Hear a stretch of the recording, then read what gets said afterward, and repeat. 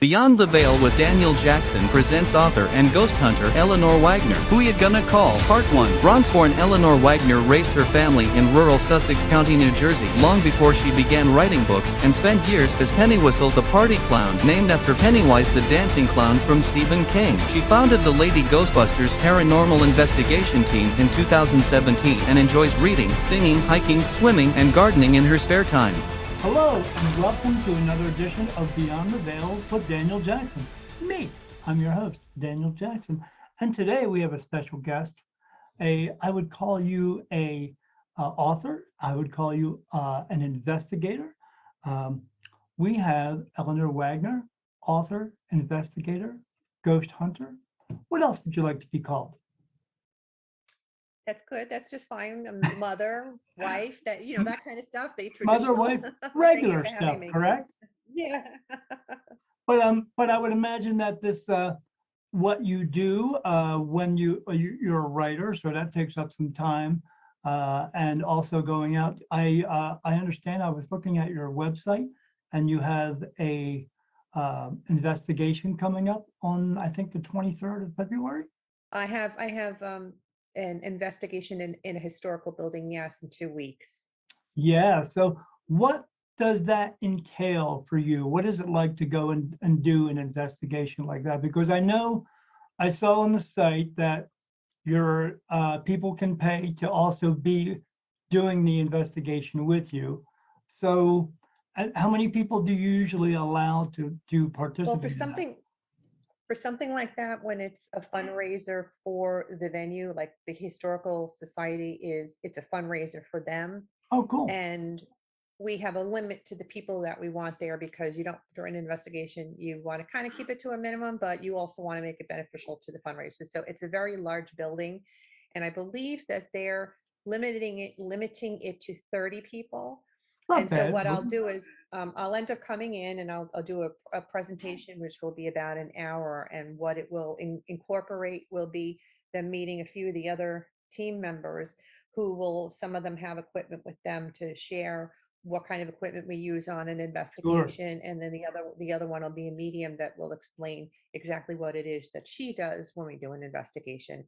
And then when that's all said and done, we'll bring the people into the building to do an investigation. So there'll be a combination of people. There'll be people that are familiar with investigations and have their own equipment and like to do this sort of thing. Right. And then there'll be newbies that just have never had the experience before and would like to have that experience. And so they'll end up kind of tagging along with the Lady Ghostbuster team members. But Do what I you like to do when I go explain into do you explain to the newbies what the equipment does so they're not asking you a gazillion questions while you're doing the investigation? Yes. Yeah. Well, that's what the whole presentation beforehand is about. And Right. then when we get to the investigation portion of it, I explain to them what I'm expecting of them, especially since it's such a large crowd.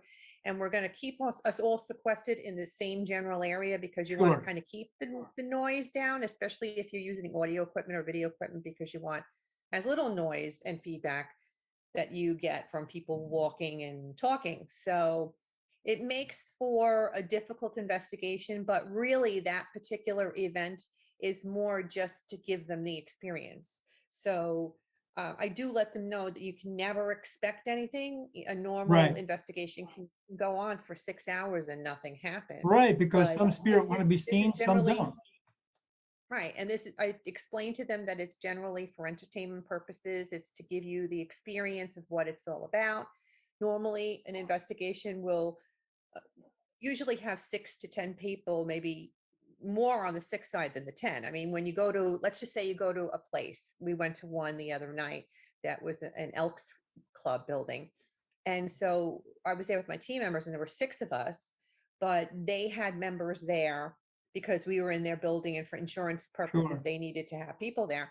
I didn't expect to be I didn't expect it to be 6 people, but they had 6 people. And of course, we're going to accommodate them too. Normally, it would be like 2 people that are there Sure. from the place, but there were 6 of them. And it could have been because they were excited and one said, "Oh, can I come?" and that sort of thing. And one was a couple and one was her sister. So it could be that sort of thing. But, as long as they were abiding by the rules of being quiet and attentive and saving questions for before or after and not during, then we were good, you know?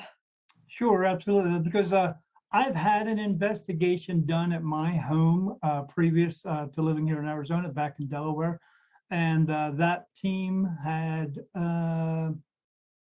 5 members to the team, plus my wife and I were there. So Mhm. you have to learn to That's be, about it. That's about right. That's about yeah, average. and you gotta be kind of quiet to see what's going on, because you never know what you're going to hear or see, and or you don't want a bunch of people walking around with a bunch of flashlights in their hands either, as well, because that may seem like something to someone else when somebody accidentally moved their flashlight across the room or something. So Sure. so Right. yeah, Mhm. so I get it, and then you have to just make sure, like you said, because even if nothing happens, it's still the experience, because it's the same experience that you and your team go through sometimes, because sometimes you go to an investigation and nothing happens. So like I said, Exactly. some spirit want to be seen, most spirit don't. But the ones who do want to be seen or heard, it's going to take a lot to get something from them. And it might be a message brought onto a little recorder, or somebody might hear a Right, whisper or right. something like that. And So, also yeah, it depends on whether if they like you or not. I mean, they right, were humans in life, so it's like meeting somebody the first time and you get that feeling, oh, I don't like that person very much. She doesn't give me the right vibe. If they don't, their right, first impression of you isn't a good one, then they're not going to be bothered with you. So it's the same as right. if you were meeting somebody new in life. Absolutely, because as soon as you walk into the home, they pick up on your energy. They know what kind of Right. person you are right at that moment, because of them being pure energy at where they are. They pick up on it really quickly, which Yes. is pretty cool. But yeah, I mean, I gotta say, for an investigation, that's going to be a large crowd of 30 people following you It really around, is. And that's tripping why over each other. we usually like to have a preliminary investigation prior to that kind of event so that Right, we can get into the building and see what we're dealing with, because we've never been there before either. And sure. then also to prepare spirit for what we're going to do. Like we'll be there and we'll say, you Talk to know, them. this is an investigation. You can come and you can tell us anything that you want now, but we want to Yeah. prepare you that we're going to have an event here in your lovely building, and we're thanking you for accommodating us. And it's for the entertainment purposes of the people that are here, and we don't mean you any disrespect, that kind of thing. So we prepare them for the event so they're not taken off guard either, because we Do are in their you space. do you ever go in, especially with this large crowd? If you go in prior to that, do you tell spirit, "Hey, we're doing this for entertainment purposes. So if you want to come through here and scare the shit out of somebody, that would be great." Well, not in so many words, but yeah, Yeah, of yeah, course. sure. Because I Yeah. mean, hopefully that the spirit who are there, if are there at We'll all, have fun with it. They'll have right, will fun with have it. fun with it as well. Because I mean, because we're I'm sure you're familiar that there are so many venues around the country in different facilities, like former institutions and former jails and what have you. They sure. have these events as well, but they have like 150 people at one event. Yeah, And I've no. never been to one, and I can't imagine what it would be like. I find it difficult enough to do it with 30. I can't imagine what it's like to have 150. It's So 150 people in the dark tripping over each other and everybody's falling down. No thanks. Yeah. Yeah. I that's how wouldn't. I feel. That's how I feel about it. But people have said that they've actually had, yeah, I know there's a lot of people there, and you got to find your own place in a quiet, away place. And when you do, you do get do get stuff happening. I'm like, oh, you do? I really didn't think that you did, Okay. but I guess Yeah. you do. Yeah. Maybe spirit wants to scare the shit out of 150 people at once. Who knows? I mean, spirit does tell That's me, right. they do tell me all the time. They love a good joke. So I'm okay with that. I do totally see that. You know, we've had so many times we're hanging out, Daniel, and we'll just be having during the investigation, you know, you say something and something happens and somebody will fall and you'll start laughing, or you start saying something in the conversation, and they love listening to your conversations. And Yes, if they you say do. something funny, they love the funny. Yes. And then you start to get really great reactions out of your K2s and stuff because they feel like they're a part of the conversation. Yeah, absolutely. And it's good that you go in there, like you said, prior to and speak to them as well, because from what I know, being spirit medium Daniel, spirit at any time can or has the ability to tune us out because we are so many people in one room. If they don't want to hear our voices, they don't have to hear our voices, and they can tune that out. But as long as you're going in there prior and saying, hey, we're going to bring a group of people in here, if you want to scare the shit out of them, that'd be great for us. And it's entertainment. Maybe you'll get a good laugh out of it.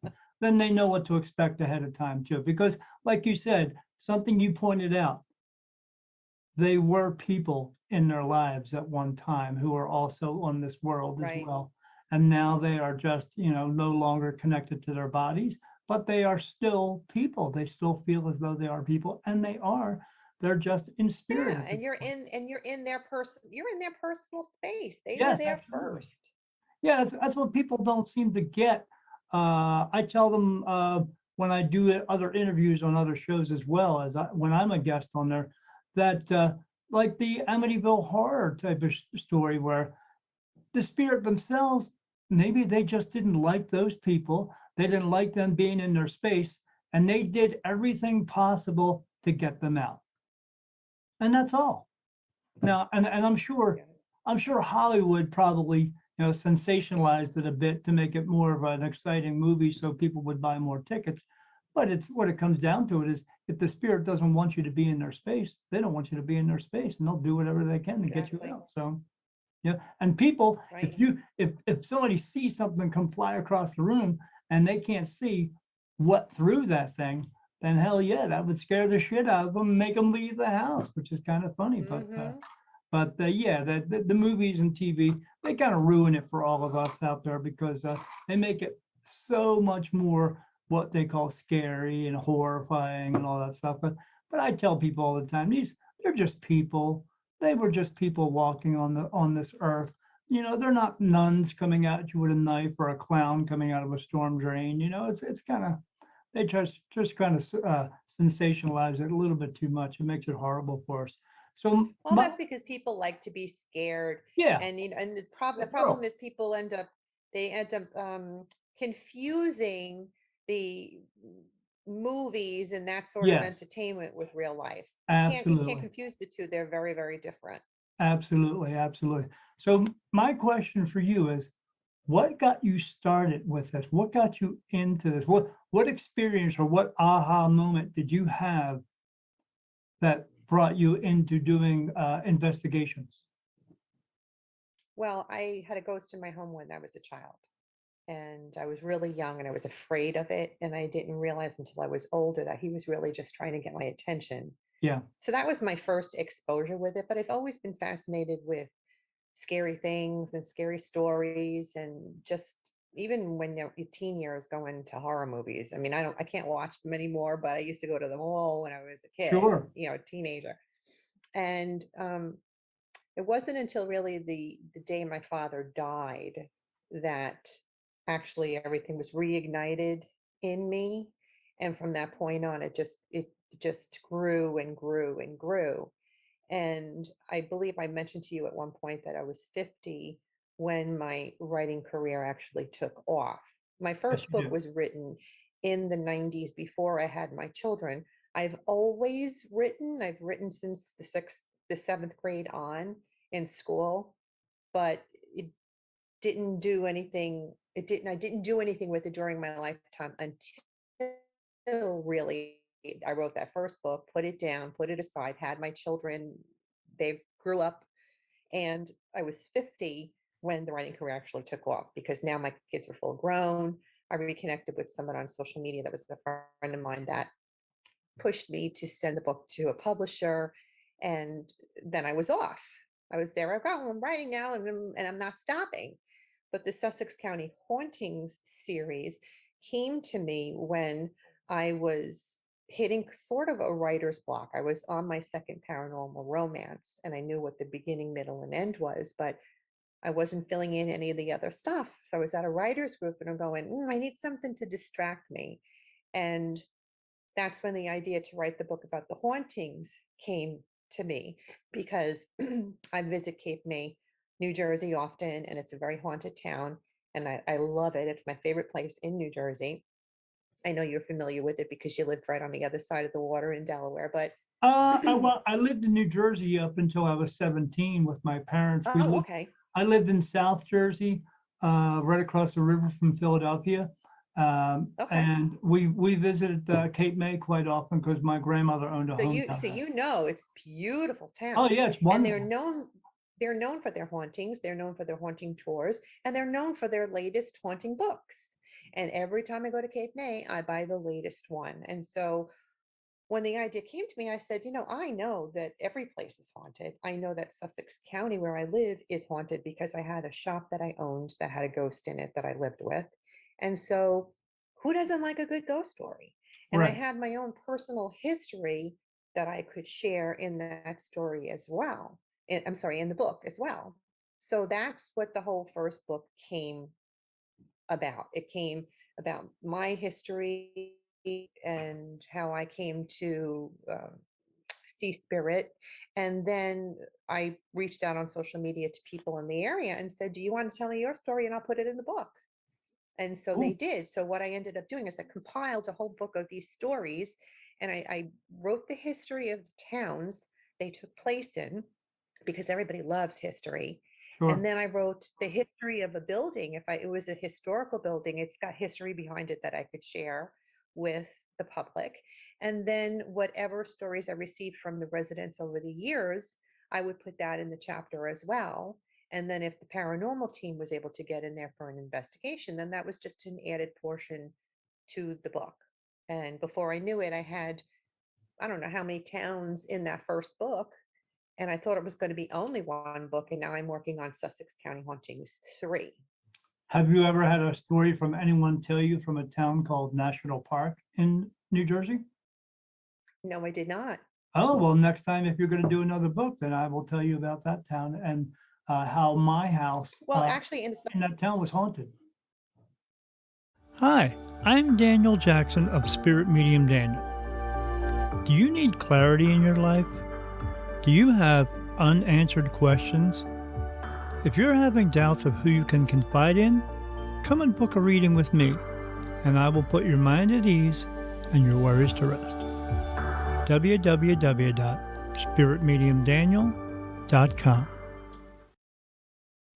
Sussex County Hauntings 3, I'm going to have chapters. I have what I call Sussex County Hauntings and Other Strange Phenomena. So in the Other Strange Yes, Phenomena I saw that. chapters, it Parts really 1 and leaves it 2. up to me.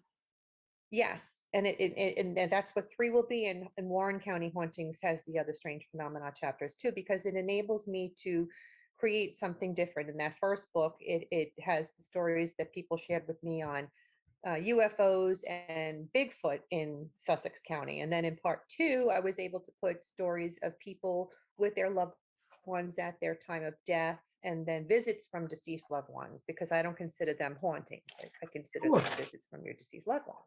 And then in Warren County Hauntings, I use the Other Strange Phenomena chapters to talk about people who had near-death experiences.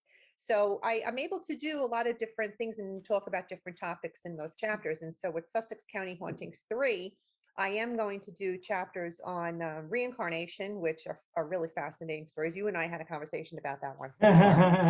And then We did. I'm going to write about ghost stories around the country, and then ghost stories around the world, because it Awesome. So opens up a whole world of different things that I could do. are you just going to try to contact other people from around the world via like Facebook or something like that? Or Yeah. Yeah. are I you mean, actually?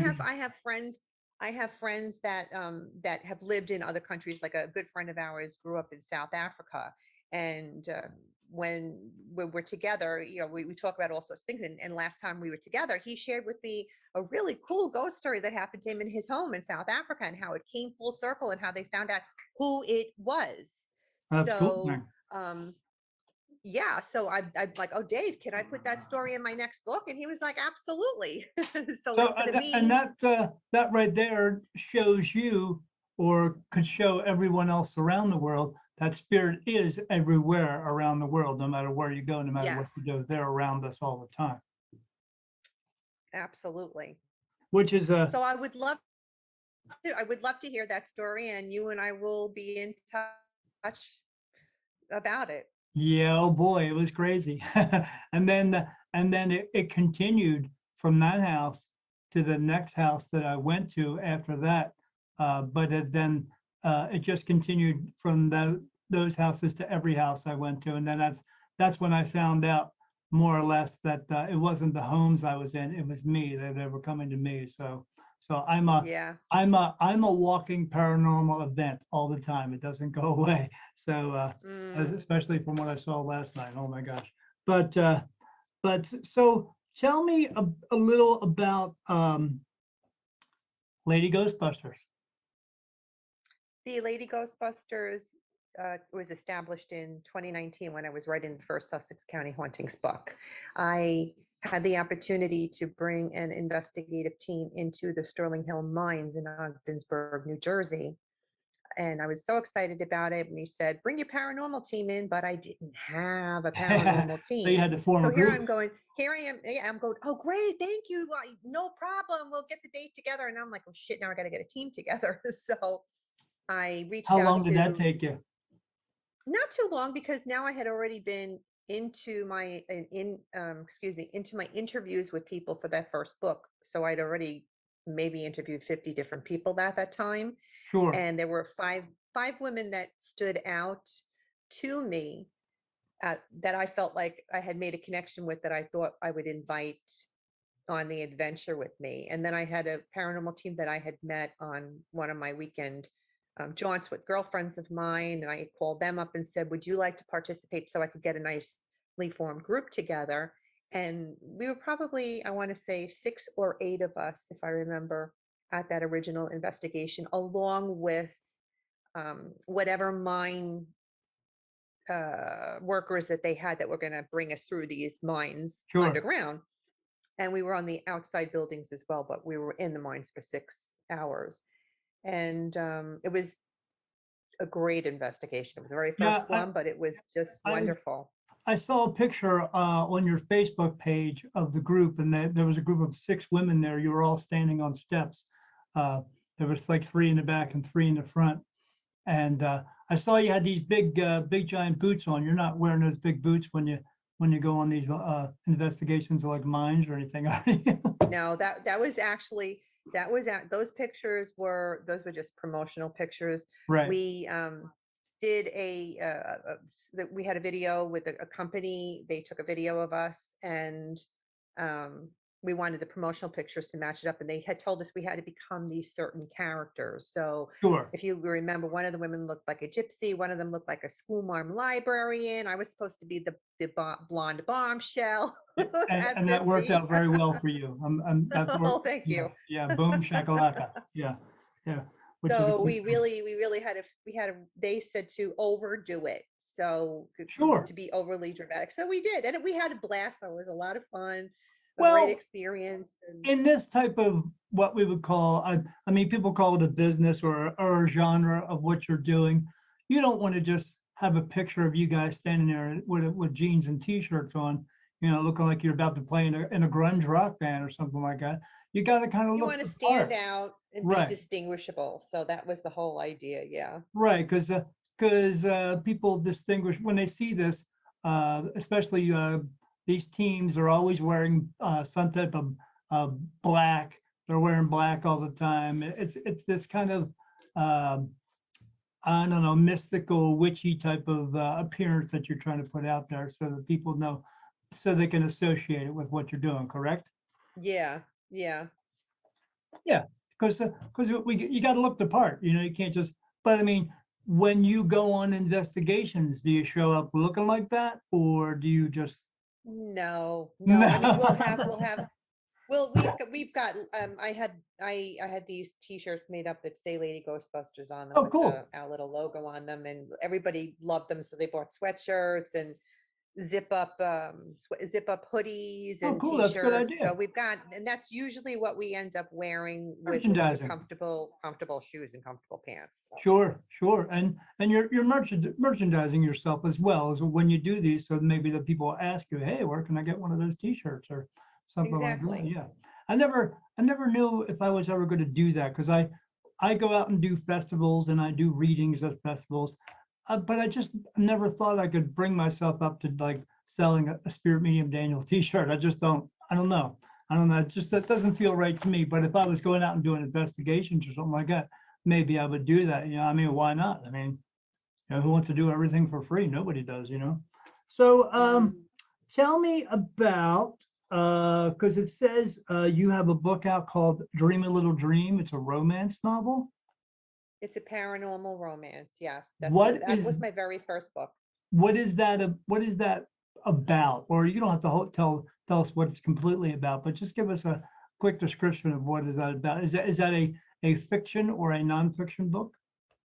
It is a fictional book. It does take place in Sussex County where I live, which makes it fun because I incorporated places in the area that my neighbors are familiar with. Sure. And I liken it to my inspiration growing up was always a Stephen King novel, a Dean Koontz novel, a John Saul novel. Those were the books that I read over and over again. So they were my inspiration when I wrote that first book. So if you like that kind of a story where you sit on the edge of your seat and it's a quick read, then Dream a Little Dream is the type of book for you. Do you still read those kinds of books these days, or are you into something else? I do. I do. Yeah. In fact, there was something posted on Facebook that was saying, what book are you reading this weekend?" And it was a Dean Koontz book. But this is the Dream a Little Dream book. That's the Dream a Little Dream book. Who are those people on the cover? Just models, nobody in particular. Right? Right. Somebody that the publisher guy, when they were making up the cover, they ask you what you envision on your cover, and then they create the cover for you, and that's what they And came up with. how did that process go for you? Because I know, like, I just wrote a book myself about my whole story and everything, but I'm going to self-publish. But how did you go about getting your book published? I've had the experience of both being published with a publisher, a traditional publisher, and self-publishing. That first book, the Dream a Little Dream book, was with a publisher that, as I mentioned earlier, the high school friend of mine pushed me to send my manuscript to his publisher at the time, and I did.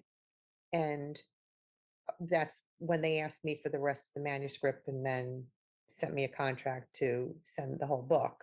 Cool beans. One thing I was taught in school, and I tell everybody who's writing a book, if you go to a publisher, you should never have to lay out a dime from your pocket Right. because that's what it's all about. If somebody who's says they're a publisher and they ask you for money, it's not a legitimate publishing firm. So that's Yep. the one thing I've you heard that can too. remember, and it's very important.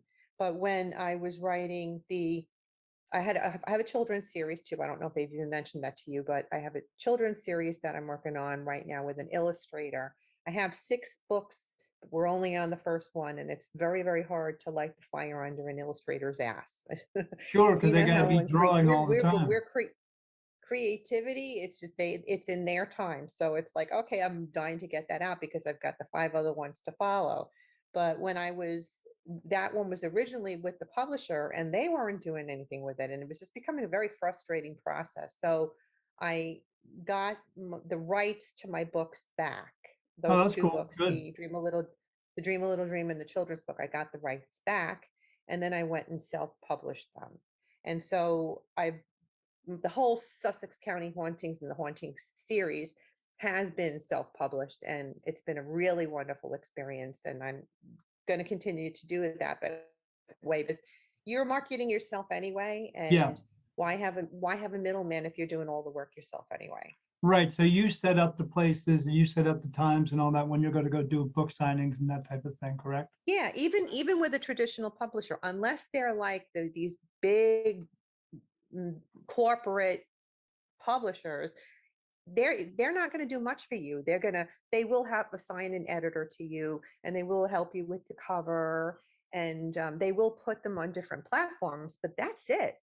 That's all they do. Right. So So they're I not mean, going to actually get and out I'm there not, and push you like you thought, like people think Yeah. is going to happen. And it's not to say that the editing is easy, because it's not. And you have to hire somebody if you're an indie publisher to edit it for you, because you can't rely on your own, because Right. editing is the most important part. Yeah. Okay. When I So wrote my you book, know, it's my book looks like, I mean, I don't know how to write, so it was all just paragraphs after paragraphs. And luckily, I have a friend who's also a medium, who's coming to stay at my house in a couple of days with me and my wife, her and her daughter, and she's an editor as well. So I'm going to hand her off all my stuff and say, here, turn it into a book, because right now it just looks like a bunch of paragraphs. And I tried to give it to my wife to read it. She's like, I don't want to read that mess. That's crazy. But yeah, yeah, yeah, that's the real, the it's a hardest job. part is that, and getting a cover that's going to capture the public's eye. Yes. You want it to be appealing. So those are, I'm not going to say those are easy, because they're not. But No. once you get past that, the whole process is very easy after that. So, it is going to cost a little for the editor and then the cover to get a good cover. But, in the end, it's worth it, because you have control of your destiny from that point on. It's not in the hands of somebody else where you're waiting to see what happens, or you're doing so much and not seeing the results or the reaps of your, Right. the rewards. So, But yeah, lots of nail biting in the very beginning, I'm sure. yeah. But then once you get through it, I mean, look how many books you've written so far. So you know the process. You're used to it now. It gets easier and easier. Absolutely. Yep. Yeah. So you have right now, from my list, you have Warren County Hauntings and Other Strange Phenomena. Then you have Sussex County Hauntings and Other Strange Phenomena, Part 1 and Part 2. And you have Dream a Correct. Little Dream. So what? So when do you see your next book coming out? Well, I'm working on Sussex County Hauntings and Other Strange Phenomena Part 3 Read, currently. right? Yes. And so, I mean, the reason why I took a break from that and wrote the Warren County Hauntings, because I had so many stories from Right. Warren County, that I decided to go ahead and write that book instead. And since more stories for Sussex County have come in, that have enabled me to do a book 3. But I think So after this third book, I think Sussex County will be done, because at that point I have Pike County I want to write, and there's Morris County I want to write, and Passaic County. So those 3 I have folders for that will eventually be books. if you ever get it, like I said, if you ever get into the lower part of Jersey, Gloucester County, that's where I came from, then I have a story for you. But if not, don't worry about it. Okay. I get it, because you want to keep within the county itself, for the story, so it's not jumbled up or all mixed around. Correct?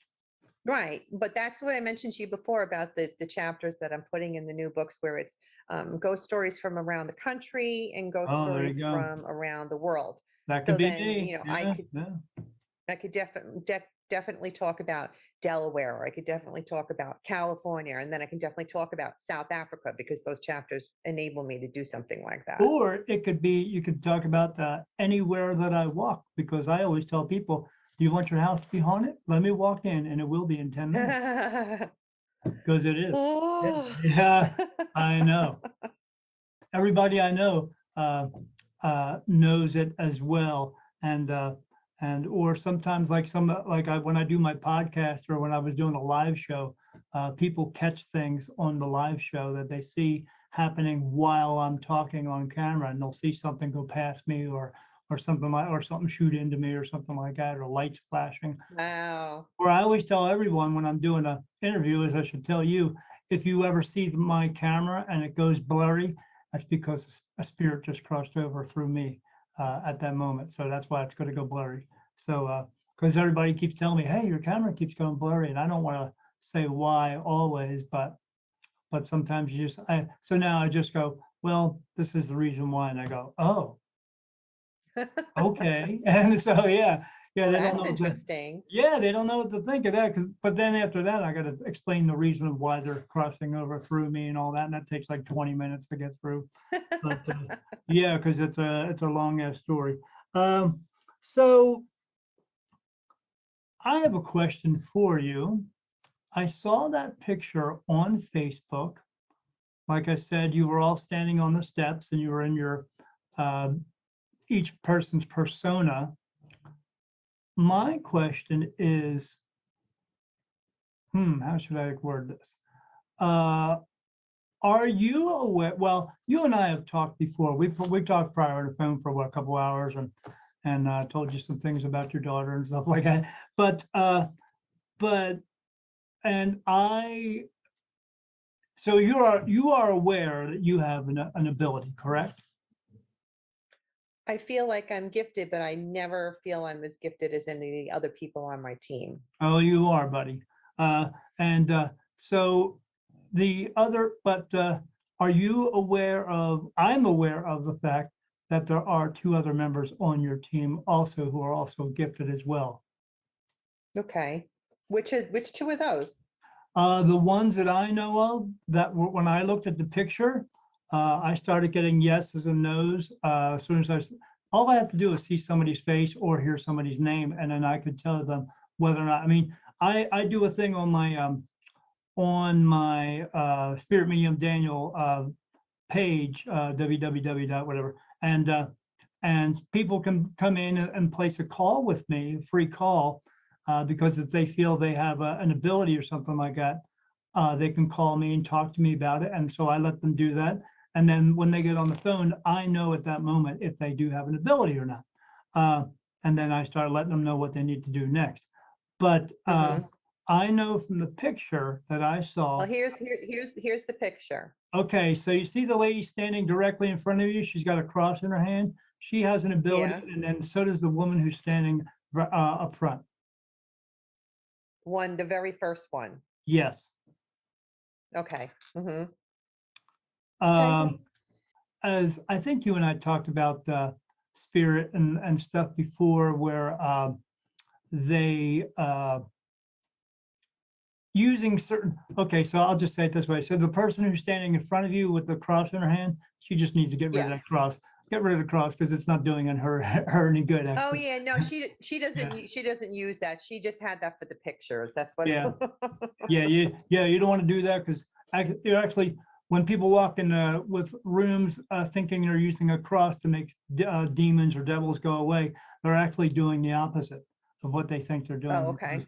Because a cross doesn't work for anything. A cross is a form of punishment. So why would you want to?